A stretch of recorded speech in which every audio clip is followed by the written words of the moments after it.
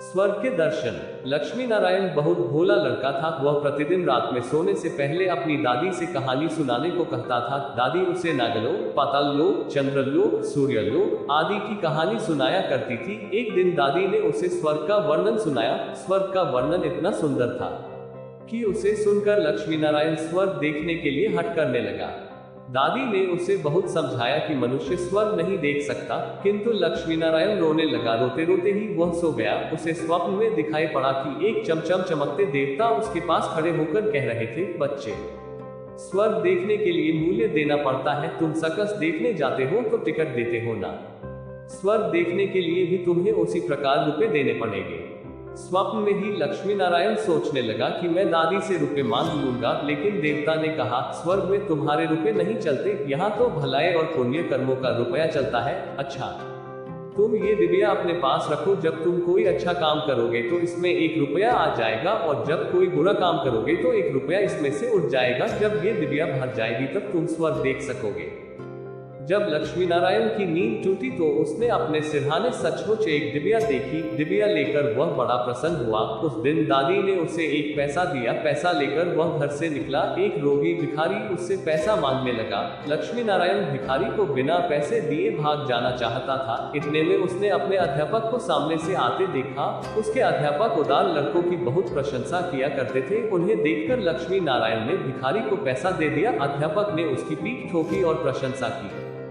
घर लौटकर लक्ष्मी नारायण ने वह डिबिया खोली, किंतु वह खाली पड़ी थी। इस बात से लक्ष्मी नारायण को बहुत दुख हुआ। वह रोते रोते सो गया। सपने में उसे वही देवता फिर दिखाई पड़े और बोले, तुमने अध्यापक से प्रशंसा पाने के लिए पैसा दिया था, सो प्रशंसा मिल गई। अब रोते क्यों हो? किसी लाभ की आशा से जो अच्छा काम किया जाता है वह तो व्यापार है, वह पुण्य थोड़ी है। दूसरे दिन लक्ष्मी नारायण को उसकी दादी ने 2 आने पैसे दिए। पैसे लेकर उसने बाजार जाकर 2 संतरे खरीदे। उसका साथी मोतीलाल बीमार था। बाजार से लौटते समय वह अपने मित्र को देखने उसके घर चला गया। मोतीलाल को देखने उसके घर वैद्य आए थे। वैद्य जी ने दवा देकर मोतीलाल की माता से कहा, इसे आज संतरे का रस देना। मोतीलाल की माता बहुत गरीब थी। वह रोने लगी और बोली, मैं मजदूरी करके पेट भरती हूँ। इस समय बेटे की बीमारी में कई दिन से काम करने नहीं जा सकी। मेरे पास संतरे खरीदने के लिए 1 पैसा भी नहीं है। लक्ष्मी नारायण ने अपने दोनों संतरे मोतीलाल की मां को दिए। वह लक्ष्मी नारायण को आशीर्वाद देने लगी। घर आकर जब लक्ष्मी नारायण ने अपनी डिबिया खोली तो उसमें 2 रुपये चमक रहे थे। एक दिन लक्ष्मी नारायण खेल में लगा था। उसकी छोटी बहन वहां आए और उसके खिलौनों को उठाने लगी। लक्ष्मी नारायण ने उसको रोका। जब वह नहीं मानी तो उसने उसे पीट दिया। बेचारी लड़की रोने लगी। इस बार जब उसने डिबिया खोली तो देखा कि उसके पहले के इकट्ठे कई रुपए उठ जाते हैं। उसे बड़ा पश्चाताप हुआ। आगे से उसने कोई बुरा काम नहीं करने का पक्का निश्चय कर लिया। लक्ष्मी नारायण पहले रुपए के लोभ से अच्छा काम करता था। धीरे धीरे उसका स्वभाव भी अच्छा काम करने का हो गया। अच्छा काम करते करते उसकी डिबिया रुपयों से भर गई। वह स्वर्ग देखने की आशा से प्रसन्न होता उस डिबिया को लेकर वह अपने बगीचे में पहुंचा।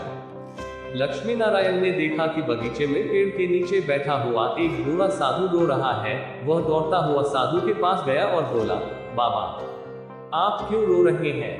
साधु बोला, बेटा, जैसी डिबिया तुम्हारे हाथ में है वैसी ही एक डिबिया मेरे पास थी। बहुत दिन परिश्रम करके मैंने उसे रुपयों से भरा था।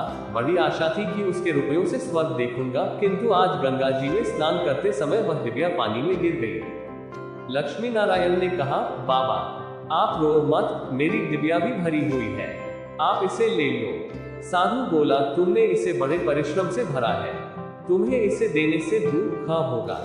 लक्ष्मी नारायण ने कहा, मुझे दुख नहीं होगा बाबा, मैं तो लड़का हूँ, मुझे अभी पता नहीं कितने दिन जीना है। मैं तो ऐसी कई डिबिया रुपए इकट्ठे कर सकता हूँ। आप बूढ़े हो गए हैं, आप अब दूसरी डिबिया पता नहीं भर पाओगे या नहीं, मेरी डिबिया ले लीजिए। साधु ने डिबिया लेकर लक्ष्मी नारायण के नेत्रों पर हाथ फेर दिया। लक्ष्मी नारायण के नेत्र बंद हो गए। उसे स्वर्ग दिखाई पड़ने लगा। ऐसा सुंदर स्वर्ग की दादी जी ने स्वर्ग का वर्णन किया था। वह वर्णन तो स्वर्ग के एक कोने का भी ठीक वर्णन नहीं था। जब लक्ष्मी नारायण ने नेत्र खोला तो साधु के बदले स्वप्न में दिखाई पड़ने वाला वही देवता उसके सामने प्रत्यक्ष खड़ा था। देवता ने कहा, बेटा, जो लोग अच्छे काम करते हैं स्वर्ग उनका घर बन जाता है। तुम इसी प्रकार जीवन में भलाई करते रहोगे तो अंत में स्वर्ग में पहुंच जाओगे।